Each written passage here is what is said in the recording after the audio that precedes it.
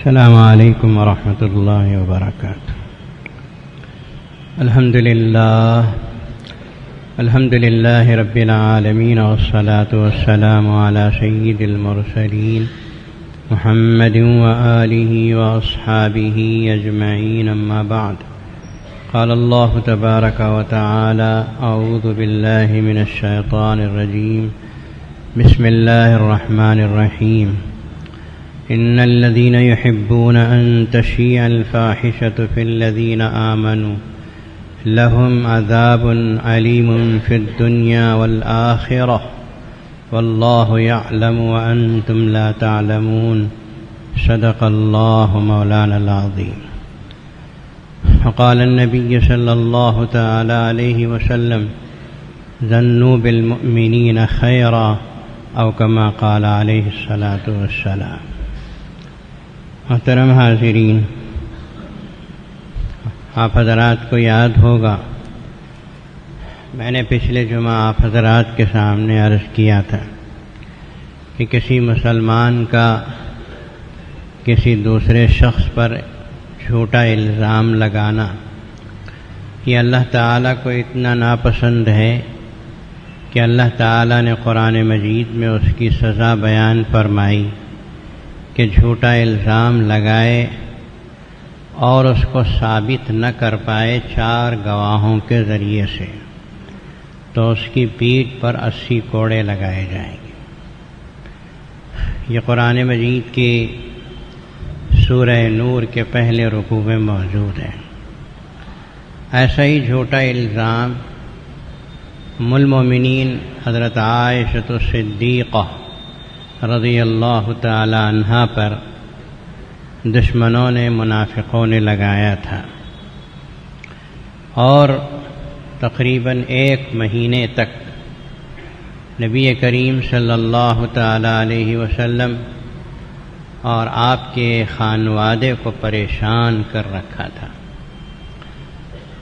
آپ جانتے ہیں کہ کسی پر ایسا گھناونا الزام کوئی لگا دے تو اس گھر والوں پہ کیا گزرتی ہے، اور اللہ کے نبی صلی اللہ علیہ وسلم کے خانوادے پر اگر کوئی الزام لگاتا ہے تو امام الانبیاء صلی اللہ تعالی علیہ وسلم پر کیا گزری ہوگی، 1 مہینے تک کس طرح کرب کے ساتھ، تکلیف کے ساتھ آپ گزارے ہوں گے،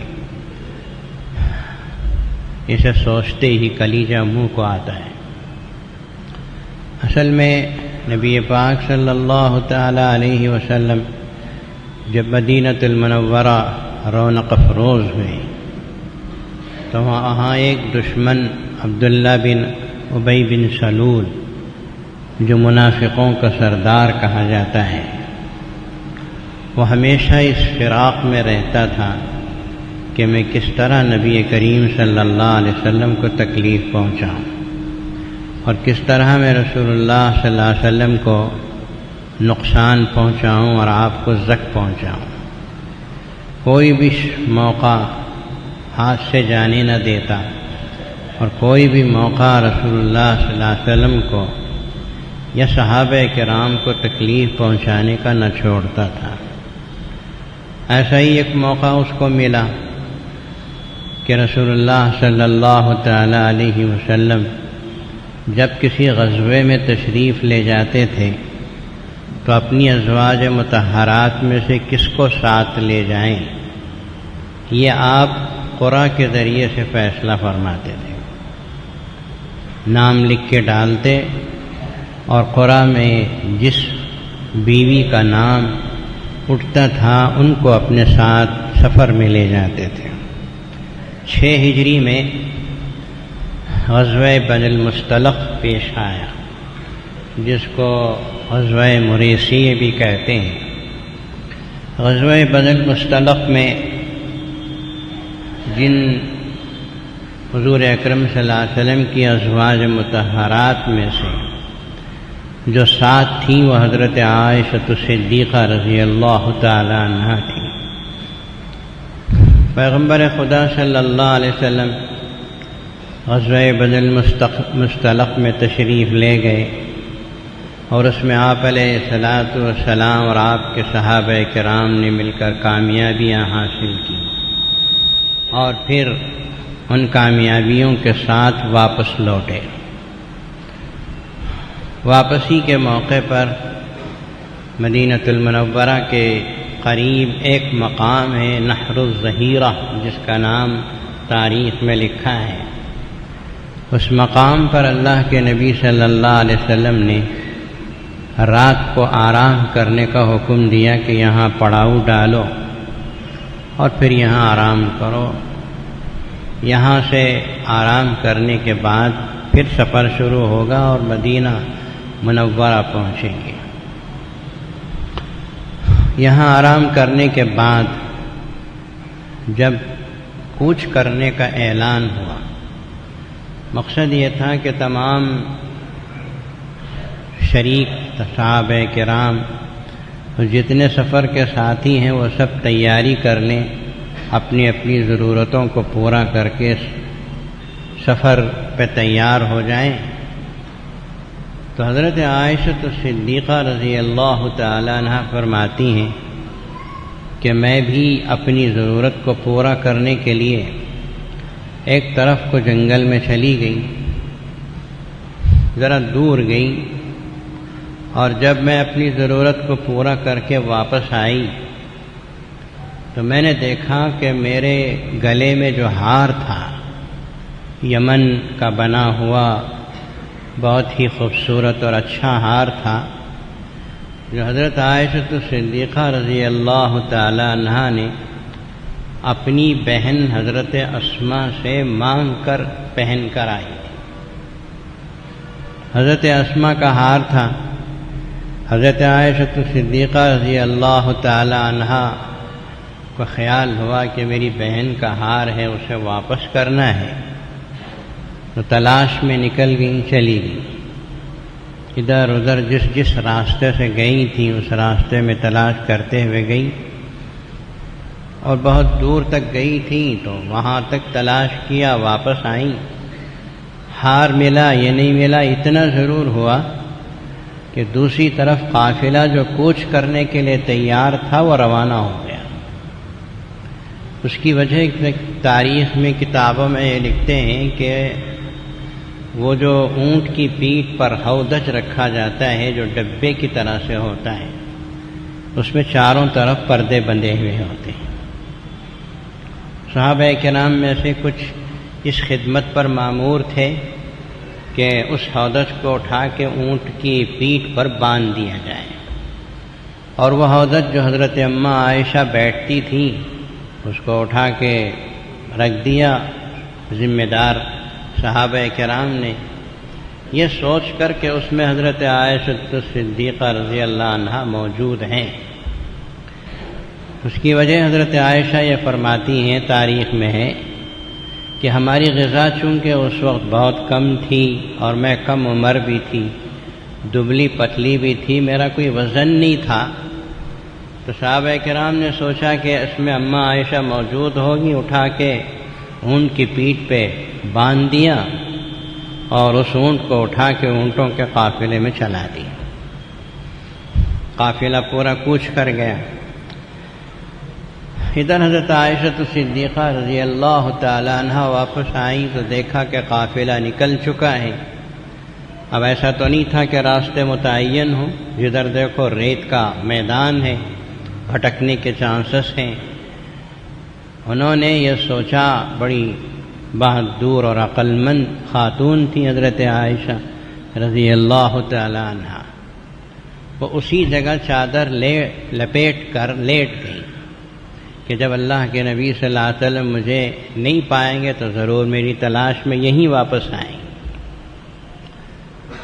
اور ادھر یہ ہوا کہ قافلہ چلتے چلتے ایک جگہ پڑاؤ وہ ڈالے ہوئے تھا، ادھر ایک صحابی صفوان بن معطل رضی اللہ تعالی عنہ، ان کو اللہ کے نبی نے اس خدمت پہ مامور کیا تھا کہ تم پیچھے سے آؤ اور گرا پڑا سامان اگر کوئی ہے تو اٹھا کے لا کے قافلے والوں کو دے دیں۔ یہ بہت پیچھے سے آئے دور سے انہوں نے دیکھا کہ کوئی آدمی سویا ہوا ہے، اور جب قریب پہنچے تو انہوں نے حضرت عائشہ صدیقہ رضی اللہ عنہا کو دیکھا اور پہچان گئے۔ اور حضرت عائشہ فرماتی ہیں کہ وہ مجھے اس لیے پہچان گئے کہ پردے کی آیت اترنے سے پہلے انہوں نے مجھے دیکھا تھا، اور اب پردے کی آیت اتر چکی تھی قرآن مجید کے سورہ احزاب میں، تو انہوں نے مجھے دیکھ کر پہچان لیا اور زور سے انا للہ و انا الیہ راجعون پڑھا۔ ان کے اس پڑھنے کی آواز نے مجھے بیدار کر دیا، میں بیدار ہو گئی اور میں جلدی سے اٹھ کر اپنے چہرے پہ چادر اوڑھ کے بیٹھ گئی۔ حضرت صفوان رضی اللہ تعالیٰ عنہ سمجھ گئے کہ قافلے سے یہ بچھڑ گئی ہیں۔ انہوں نے اپنا اونٹ لایا، بٹھایا، سامنے کے پیر پر، اونٹ کے پیر پر پاؤں رکھ کر حضرت عائشہ اوپر سوار ہو گئی، اور چلتے چلتے حضرت صفوان آگے چلتے تھے اونٹ کی نکیل پکڑے ہوئے، اما عائشہ صدیقہ رضی اللہ عنہا اونٹ کی پیٹھ پر تھی۔ یہ قافلہ جب پہنچا، قافلے میں جب آپ پہنچے تو عبداللہ بن ابی جو منافق تھا، منافقوں کا سردار تھا، اس کی نظر پڑ گئی اور اسے موقع ہاتھ آ گیا، اور اس نے یہ خبر اڑانی شروع کر دی کہ ان دونوں نے جان بوجھ کر غلط کام کے لیے پیچھے رہ گئے۔ اتنا گھناؤنا الزام اس نے لگایا بھی، اور اپنے منافق دوستوں کے ذریعے سے مسلمانوں میں اس خبر کو پھیلانا شروع کر دیا۔ اتنی شدت سے پھیلایا کہ صحابہ کرام تو خیر سنتے رہے، 2 صحابہ اور 1 صحابیہ نے بھی اس کو صحیح مان لیا۔ ایک حضرت حسان بن ثابت، دوسرے حضرت مصطح جو ابوبکر صدیق رضی اللہ عنہ کے بھانجے تھے، اور تیسری خاتون حضرت حمنہ تھیں جو زینب بنت جہش کی بہن ہیں۔ کچھ مسلمان بھی، ان 3 مسلمان بھی اس میں ملوث ہو گئے۔ حضرت عائشہ رضی اللہ عنہا فرماتی کہ ہم پہنچ گئے مدینۃ المنورہ، سفر کی وجہ سے میں بیمار تھی، مجھے نہیں پتا کہ مدینے میں کیا خبر مشہور ہو گئی ہے۔ ایک مرتبہ میں اپنی کمزوری کی وجہ سے حضرت مصطح جو بدری صحابی ہیں، ان کی والدہ کو لے کر میں قضائے حاجت کے لیے گھر سے باہر نکلی۔ اس زمانے میں گھروں میں بیت الخلا نہیں بنتے تھے، تو باہر جب نکلی تو مصطح کی ماں نے جو ان کو ٹھوکر لگی تو ان کی زبان سے نکلا کہ تعیسہ مصطح ہلاک ہو۔ اما عائشہ نے پوچھا کہ تم اپنے بیٹے کو بددعا کیوں دے رہی ہو؟ کہا کہ تجھے پتہ نہیں بیٹی کہ مصطح نے تمہارے اوپر جو منافقوں نے الزام لگایا، مصطح بھی اس میں شریک ہو گیا، اور یہ الزام ہے۔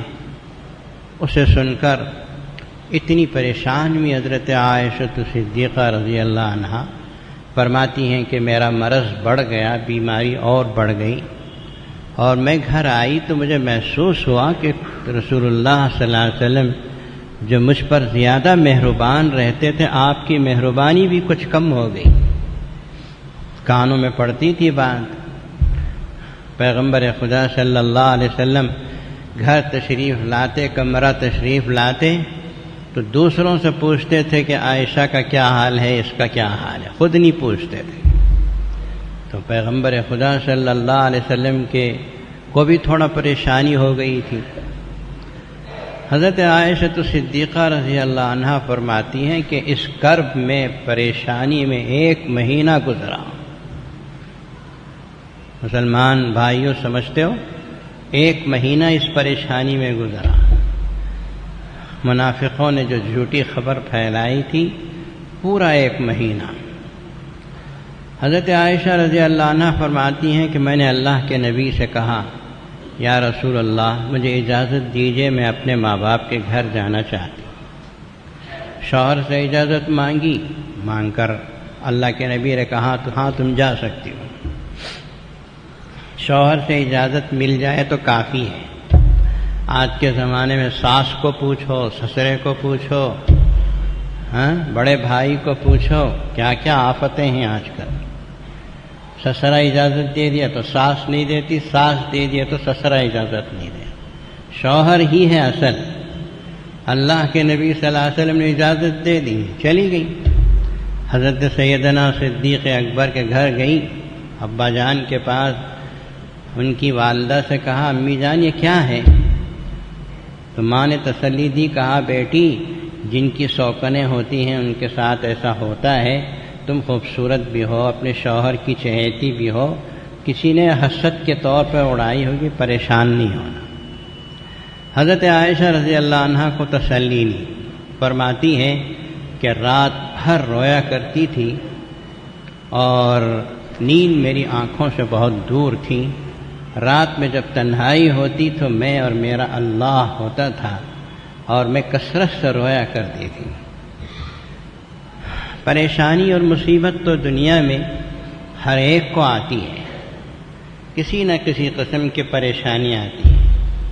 لیکن مسلمان کا کمال یہ ہے، مومن کا کمال یہ ہے کہ اس وقت پریشان ہونے کے بجائے اللہ کی طرف متوجہ ہو، اللہ کے حضور روئے دھوئے، یا اللہ یہ پریشانی مجھے کیوں آئی، ایسی مصیبت میرے اوپر کیوں آئی، میں عبادت گزار ہوں، میں نیک ہوں، پھر کیوں مجھے آئی؟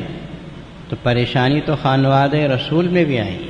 ہم اور آپ کس حساب و شمار کے، ہمارا کیا حساب و شمار ہے؟ حضرت عائشہ صدیقہ رضی اللہ عنہا فرماتی ہیں کہ میں اپنے امی اور ابا کے گھر میں تھی کہ ایک مرتبہ رسول اللہ صلی اللہ علیہ وسلم تقریباً 1 مہینہ گزر چکا ہے. ہمارے گھر تشریف لائے اور اللہ کے نبی کبھی اس بیچ میں نہیں آئے تھے. آ کر میرے پاس بیٹھ گئے اور فرمانے لگے کہ عائشہ میں نے یہ سنا، میں تم سے یہ کہتا ہوں کہ اگر تم بری ہو تو پریشان مت ہو، اللہ تمہاری برات کو ظاہر کر دیں. اور اگر تم بری نہیں ہو، تم سے کوئی خطا ہوئی ہو تو اللہ سے معافی مانگو، اللہ معاف کرنے والے. جب یہ جملے اللہ کے نبی کی زبان سے نکلے تو میری آنکھیں خشک ہو گئیں. میں نے رونا چھوڑ دیا، اپنے ابا جان کی طرف دیکھا. ابا جان آپ اس کا جواب دیجیے. حضرت سیدنا صدیق اکبر نے بیٹی کی طرف داری نہیں کی، رسول اللہ کی طرف داری کی. کہا میں جواب نہیں دے سکتا. پھر امی جان کی طرف دیکھا، کہا امی جان آپ جواب دیجیے. انہوں نے کہا نہیں بیٹی میں بھی اللہ کے رسول کے سامنے کوئی جواب نہیں دے سکتی. وہ بہت بڑے لوگ تھے، ان کے دلوں میں ادب و احترام کوٹ کوٹ کے بھرا تھا. اب حضرت عائشہ فرماتی ہیں کہ میں بس پوری دنیا سے مایوس ہوں، میں پوری دنیا سے مایوس ہو گئی. ایک طرف اللہ کے رسول یہ فرما رہے، دوسری طرف میرے ماں باپ کوئی جواب دینے کے لیے تیار نہیں. میں نے کہا کہ اللہ تبارک و تعالی نے حضرت سیدنا یوسف علیہ السلام کے بارے میں جو بات قرآن میں کہی ہے وہی بات میں کہوں گی. حضرت عائشہ رضی اللہ عنہا نے سورہ یوسف کی اس آیت کی طرف اشارہ کیا جب یعقوب علیہ السلام کے بیٹوں نے آ کے خبر دی کہ ابا جان آپ کے بیٹے یوسف کو بھیڑیے نے کھا لیا. پیغمبر خدا تھے حضرت یعقوب علیہ السلام، وہ سمجھ گئے اور انہوں نے اس وقت کہا تھا فصبر جمیل واللہ المستعان علی ما تصفون. بھئی جو بھی تکلیف میں مبتلا ہے وہ جملہ غور سے سن کے رکھ لیں. کسی کو بھی کوئی پریشانی سے خالی نہیں ہے، ہمارا یقین ہے، وہ سن کے رکھ لیں. حضرت یعقوب علیہ السلام نے فرمایا فصبر جمیل، اب میرا کام اچھی طرح صبر کرنا ہے، شکوہ شکایت نہیں. واللہ المستعان، اللہ سے مدد مل سکتی ہے بس.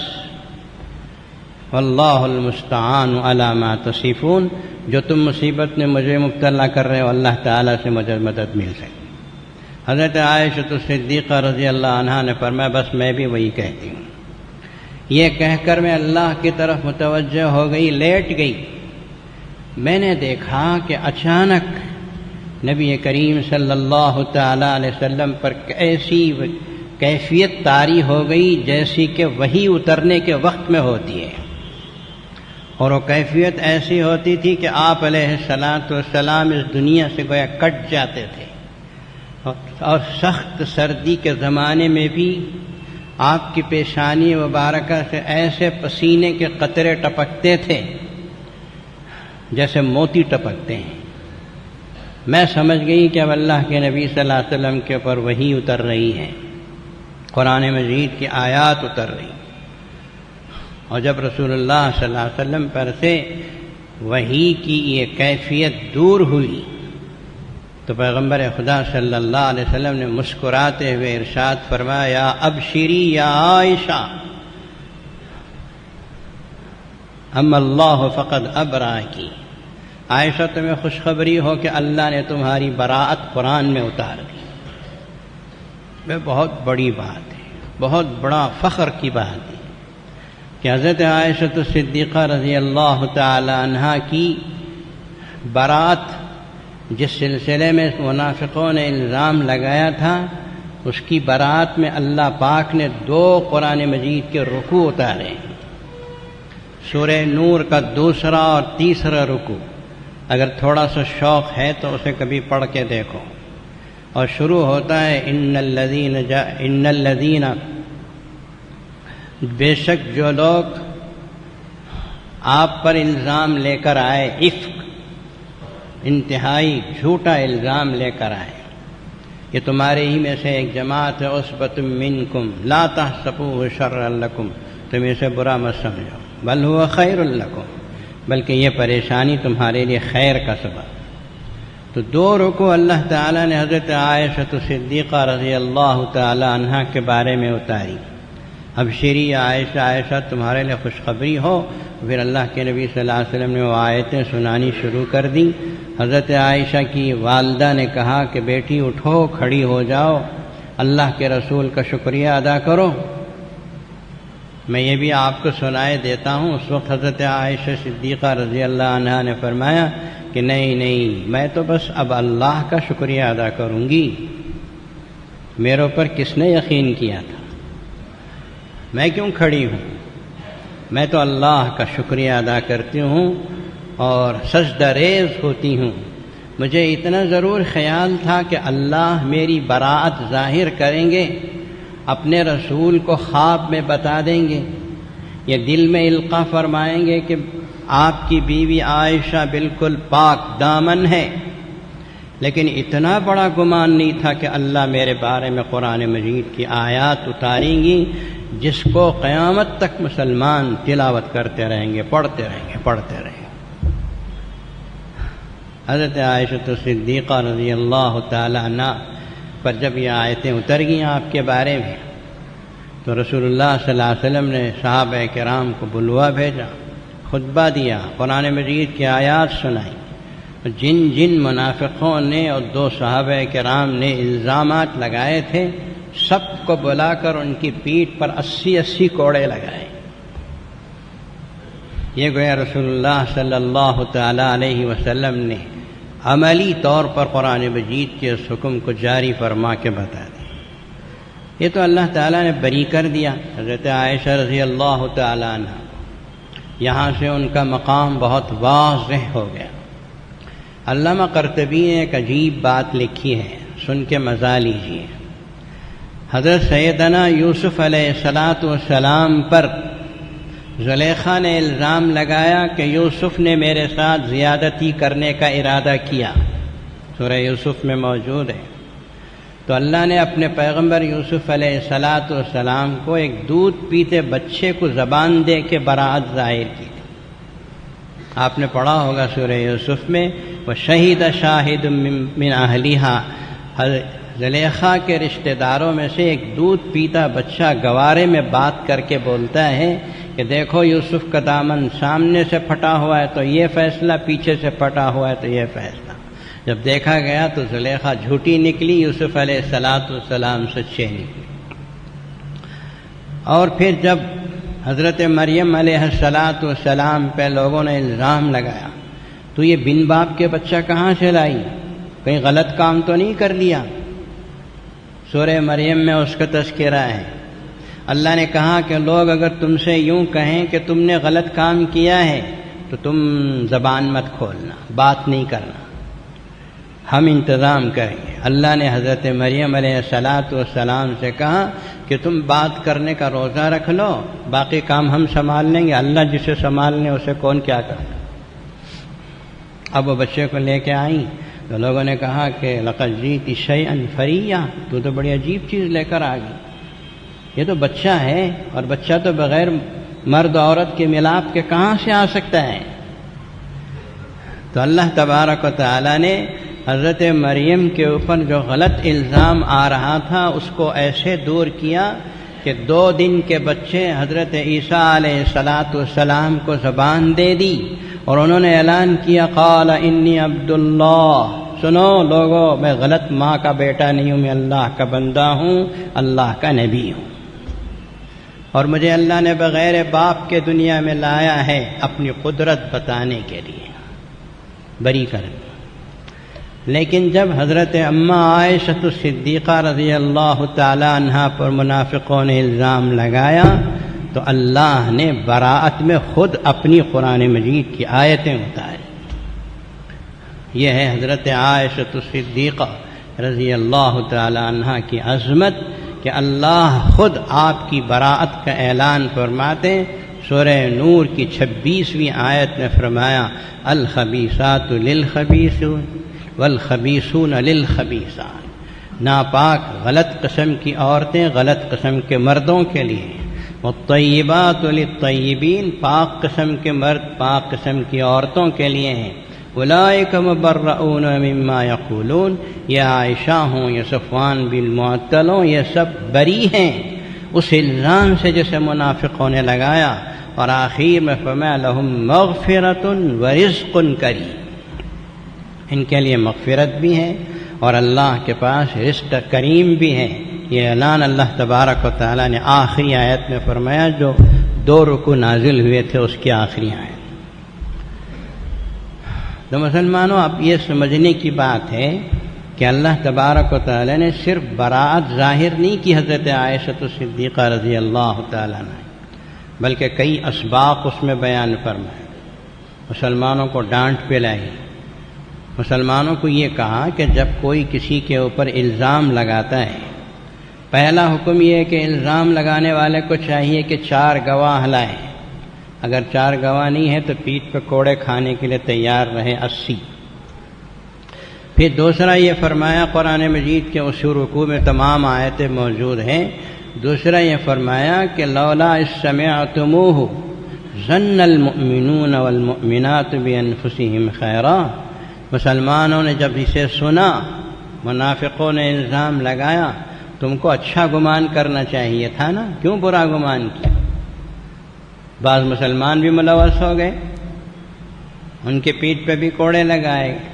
اس کا مطلب یہ ہے کہ قیامت تک کے مسلمانوں کے لیے سبق ہے کہ اگر کوئی کسی کے اوپر الزام لگاتا ہے تو فوراً کان دھر کے سن کے جگاتے مت پھرو، اور یوں کہتا کہ بھئی ہم کو تو یقین نہیں ہے، بند کرو اس بکواس کو، اچھا گمان کرو مسلمان۔ ہماری کتابوں میں تو یہاں تک لکھا ہے کہ ایک لڑکا اور لڑکی جا رہے ہوں تو یہ بھی آپ سوچ سکتے ہیں کہ غلط قسم کا لڑکا آپس میں لڑکی تھا، غلط تعلق سے جا رہے ہوں، یہ سوچ غلط ہے۔ یہ سوچو کہ بھائی بہن آپس میں ایک دوسرے کے ساتھ جا رہے ہیں، یہ سوچ صحیح ہے، اچھا گمان کرو نا، ظنوا بالمؤمنین خیرا۔ اللہ کے نبی صلی اللہ علیہ وسلم نے فرمایا کہ مسلمانوں کے ساتھ اچھا گمان قائم کرو، برا کیوں قائم کرتے؟ تمہارا دماغ برا ہے اس وجہ سے برا سوچتے ہو، آئینہ دیکھے تو اپنی صورت ہی تو نظر آتی ہے۔ المومن مرآۃ المومن، مومن مومن کے لیے آئینہ ہے، تو آپ کا دماغ نیت بری ہے تو دوسرے کے سلسلے میں بھی بنا، جیسے عبداللہ بن ابی برا تھا تو اماں عائشہ کے بارے میں اس نے سوچا کہ ایسا ہے ویسا ہے، کہا بھی اپنی زبان سے۔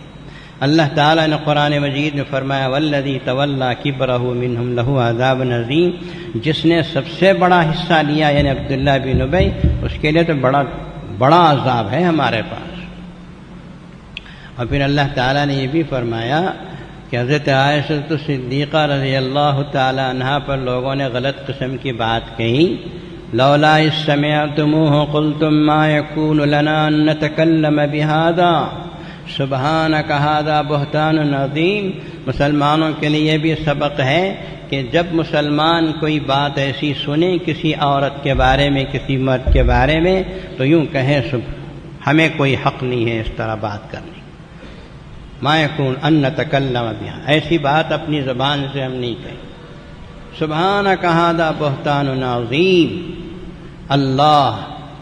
اللہ کی ذات پاک ہے، ایسا بہتان نہیں لگانا چاہیے۔ اور قرآن مجید کا اعلان ہے، اسے اچھی طرح سن کے رکھیے، ان الذین یحبون ان تشیع الفاحشۃ فی الذین آمنوا لہم عذاب علیم فی الدنیا والآخرہ۔ بے شک جو لوگ مسلمانوں میں برائیوں کو پھیلاتے ہیں، بری باتوں کو پھیلاتے ہیں، آج کل تو بہت ہے بری باتوں کو پھیلانا، جہاں دو دوست جمع ہو گئے تیسرے کی ٹانگ کھینچنا شروع کر دیا، فلاں کی بیٹی ایسی، فلاں کا بیٹا ایسا ہوگا۔ آپ کو کیا مطلب ہے اس سے؟ آپ کوئی خدائی پولیس ہیں؟ آپ داروغہ ہیں؟ آپ کو کیا، آپ کی زبان کو حق کس نے دے دیا کہ کسی اور کے بارے میں اس طرح کہیں اور بری باتوں کو پھیلائیں؟ اللہ پاک نے فرمایا کہ جو لوگ مسلمانوں کے معاشرے میں بری باتیں پھیلاتے ہیں، لہم عذاب علیم فی الدنیا والآخرہ، ان کے لیے دنیا میں بھی دردناک عذاب ملے گا، آخرت میں بھی ملے گا۔ اس کا مطلب یہ ہوا کہ دنیا میں بھی چکنا ہے، اس لیے ذرا زبانوں کو کنٹرول میں رکھو۔ بار بار ہم عرض کرتے ہیں، اللہ مجھے بھی توفیق دے، آپ کو بھی دے کہ زبانوں کو کنٹرول میں رکھو، کہ جب موقع میرا کسی کے بارے میں بولا فلاں کا بیٹا ایسا، فلاں کی بیٹی ایسی، الزام لگا، اب اس الزام کے پیچھے آپ کو کیا سزا ملنے والی ہے؟ لہم عذاب علیم فی الدنیا والآخرہ واللہ یعلم وانتم لا تعلمون۔ ہر بات کو اللہ جانتے، تم نہیں جانتے، ساری چیزیں اللہ کے علم میں ہیں۔ اللہ کو معلوم ہے فلاں کا بیٹا کیسی ہے، فلاں کی بیٹی، اللہ کو معلوم ہے، وہ چھوڑ کے رکھا ہے نہیں، تو آپ کیوں پریشان ہو رہے ہیں؟ تو یہ برائیوں کو پھیلانے والی بات اللہ کو پسند نہیں ہے۔ مسلمانوں کے معاشرے میں غلط باتیں گردش نہیں کرنی چاہیے کہ انہیں اس کو سن کے اس کو بولا، انہیں اس کو بولا، انہیں اس کو بولا۔ ایک آدمی کو بولنا بس زبان سے نکلی، کھوٹوں پہ چڑھی، یہ انتہائی غلط چیز ہے، مسلمانوں کے معاشرے میں نہیں ہونا۔ رسول اللہ صلی اللہ تعالی علیہ وسلم پر یہ آیتیں اتری، صحابہ کرام رضوان اللہ تعالی علیہم اجمعین نے ان آیتوں کو پڑھا، پھر دیکھیے صحابہ کرام کا معاشرہ کیسا تھا۔ نبی پاک صلی اللہ تعالی علیہ وسلم نے ان آیتوں کو سنایا، منافقوں کو بلایا۔ عبداللہ بن ابی کے بارے میں تو تاریخ میں ہے کہ 2 حج جاری فرمائی، یعنی 80 کوڑے ایک مرتبہ، پھر 80 کوڑے دوسری مرتبہ، 2 حج جاری فرمائی۔ حضرت مصطح جو تھے وہ ابوبکر صدیق کے بھانجے تھے، غریب تھے، ان کا خرچ وہ دیا کرتے تھے، ان کا خرچ وہ چلاتے تھے۔ حضرت صدیق اکبر رضی اللہ عنہ ہر مہینے کو اتنا پیسہ دیتے تھے، اس کی روزی روٹی، ان صحابی کی روزی روٹی جو تھی وہ حضرت صدیق اکبر کے خرچ سے چلتی تھی۔ انہوں نے فرمایا کہ میں آئندہ تجھے خرچ نہیں دوں گا، بھوکا مر۔ میری بیٹی پہ غلط الزام میں تو بھی شریک ہو گئے۔ اللہ نے قرآن مجید کی آیت 2 رکوع میں وہ بھی شامل ہے، وَلَا يَأْتَلِ أُولُو الْفَضْلِ مِنْكُمْ وَالسَّعَةِ أَن يُؤْتُوا أُولِي الْقُرْبَىٰ۔ بھئی جو تمہارے میں دولت والے ہیں ان کو چاہیے کہ ایسی ویسی چھوٹی باتوں پہ ناراض ہو کے غریب رشتہ داروں کا خرچہ بند مت کرو۔ أَلَا تُحِبُّونَ أَن يَغْفِرَ اللَّهُ لَكُمْ، کیا تم کو پسند نہیں ہے کہ اللہ تمہاری مغفرت کرے؟ حضرت سیدنا صدیق اکبر رضی اللہ عنہ کھڑے ہو گئے، کہنے لگے بلا بلا بلا، ہاں میں چاہتا ہوں، اللہ کی مغفرت چاہتا ہوں۔ تو حضرت مصطح کو پہلے جتنا دیتے تھے دگنا دینا شروع کر دیا، دگنا خرچ دینا شروع کر دیا۔ ایسے بہت سے خاندان تھے جو حضرت سیدنا صدیق اکبر رضی اللہ تعالیٰ عنہ کے خرچ پہ چلتے تھے۔ تو میرے بھائیوں میں آپ سے گزارش کروں گا، کہ سورہ نور کی پہلی، دوسری، تیسری تینوں رکوع آپ حضرات ترجمہ کے ساتھ پڑھیے۔ سالار میں نے آج لکھا ہے، اسے بھی آپ پڑھ سکتے ہیں۔ اس میں جو اسباق ہیں اسے اپنے بچوں کو پڑھ پڑھ کے سناؤ، اپنے معاشرے میں ایسی باتیں پیدا کرنے کی کوشش کرو۔ گھر میں چلے گئے آپ اپنے بیوی بچوں سے کھیلیے، مذاق کیجیے، باتیں کیجیے، اپنے بیوی بچوں کے ساتھ ہنسی تماشا کیجیے۔ دوسروں کی غیبت، دوسروں کے بارے میں اپنے گھروں میں مت لائیے، اپنے گھر کے اندر کسی اور کی بحث مت لائیے، اپنے بیوی بچوں سے اپنے آپس سے ہنسی تماشے کی باتیں کرو نا۔ پڑوس کی بات، خالہ کی بیٹی ایسی، فلاں ایسی، فلاں ایسی، دوسروں کا کیوں لاتے ہو؟ اپنے معاشرے کو، اپنے گھر کے اندر کے معاشرے کو خوش رکھو، پاک رکھو۔ یہی پورے اس رکوع کا خلاصہ ہے کہ کسی کے بارے میں کان میں پتہ نہیں، پہلے تو کان میں پڑنے ہی نہ دو۔ خدا نہ خواستہ اگر کسی کے بارے میں کان میں بات پڑ گئی تو مسلمانوں کو چاہیے کہ اسے بھول جاؤ، ایک کان سے سن کے دوسرے کان سے اڑا دو۔ جیسے کسی استاد نے پوچھا کہ اللہ نے 2 کان کس لیے دیے ہیں؟ ایک بچے نے کہا حضرت 2 کان اس لیے کہ ایک کان سے سنے، دوسرے کان سے چھوڑ دیں۔ یہ رویہ اختیار کرو۔ ہاں، گھر کا کوئی بڑا ہے، اپنے بچوں کی اصلاح کے لیے اگر کوئی بات کرنا چاہتا ہے وہ الگ بات ہے۔ اللہ تعالیٰ ہم سب کو نیک توفیق عطا فرمائے۔ حضرات، آج ہمارے ہاں 4 شادیاں ہیں اور یہ سال کی پہلی شادیاں ہیں۔ گزشتہ جمعہ ہونا تھا، الہ آباد کا ہائی کورٹ کا فیصلہ جو آنے والا تھا، اس فیصلے کے پیش نظر وہ ہوگا، یہ ہوگا، ہنگامہ ہوگا، اس وجہ سے بیچارے دولہا دلہن کو ایک اور ہفتہ ہم نے انتظار کرا دیا۔ اب ان مرتبہ وہ 4 شادیاں ہیں۔ دعا کیجیے اللہ تعالیٰ ان غریبوں کو خوش رکھے، آباد رکھے، لڑکا لڑکی کے حقوق سمجھے، لڑکی لڑکے کا حقوق سمجھے، اپنے شوہر کا حق سمجھے۔ اس کے لیے بڑی محنت ہوتی ہے، بڑی کوشش ہوتی ہے۔ آپ حضرات شرکت بھی کریں، دعائیں بھی دیں۔ آپ حضرات میں بہت سے احباب نے پیسے بھی دیے، اللہ تعالیٰ ان کو خوش و آباد رکھے، اور اس سلسلے میں جو شوق بتاتے ہیں اللہ تعالیٰ ان کو خوش رکھے۔ ہمارے اسکول کی ایک اسٹوڈنٹ ہے جس کی شادی، اس شادی کی خوشی کے موقع پر انہوں نے 2 شادیوں کے پیسے دیے ہیں۔ میں دعا کرتا ہوں اللہ تعالیٰ اس بچی کو خوش رکھے، سرسبز و شاداب رکھے۔ ہمارے خود مسجد کے صدر صاحب الحاج مقبول احمد صاحب نے 4 شادیوں کا انتظامات کیا ہے۔ ہماری دعا ہے کہ اللہ تعالیٰ ان کی ہر مراد کو پوری فرمائے، تندرستی دے۔ ان کے خاندان میں کوئی بیمار ہے تو اللہ تعالیٰ ان کو بھی تندرستی دے۔ آپ سے گزارش ہے کہ آپ حضرات ان غریبوں کی شادی میں ضرور شرکت کریں، دعائیں دیں، اور میں چاہتا ہوں کہ جو ضرورت مند ہے وہ جائے، جو بیٹھ سکتے ہیں وہ ضرور بیٹھیں۔ نکاح میں شرکت رسول اللہ کی سنت ہے، دعا دینا مسلمان کے لیے سنت ہے۔ آپ اپنے بچے کی شادی میں دعا لینا چاہتے نہیں لینا چاہتے؟ جب آپ اپنی اولاد کے لیے خوشیاں اور دعائیں لینا چاہتے ہیں تو دوسروں کو بھی دعائیں دینا سیکھو۔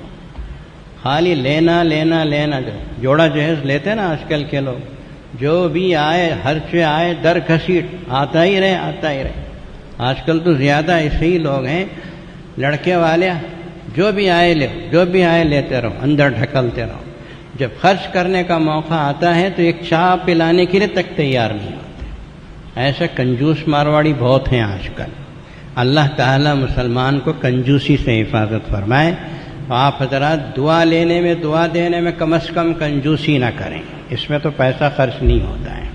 اللہ تعالیٰ آپ کو جزائے خیر دے۔ جامع علوم بنی کپا، ابھی میں 4 شنبے کے دن گیا تھا، اللہ تعالیٰ نے شرف قبولیت عطا فرمایا۔ ہندوستان کے کونے کونے سے بچے وہاں موجود ہیں۔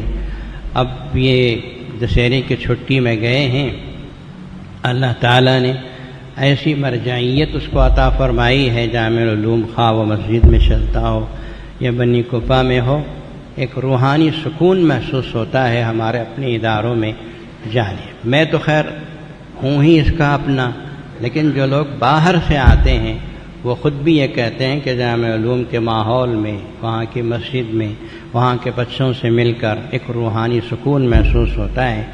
اہل بنگلور میں بہت سے ایسے لوگ ہیں، ہم ان سے پوچھتے ہیں کہ آپ جامعہ علوم بنی کپا کو آئے ہیں؟ تو کہتے ہیں نہیں ہے۔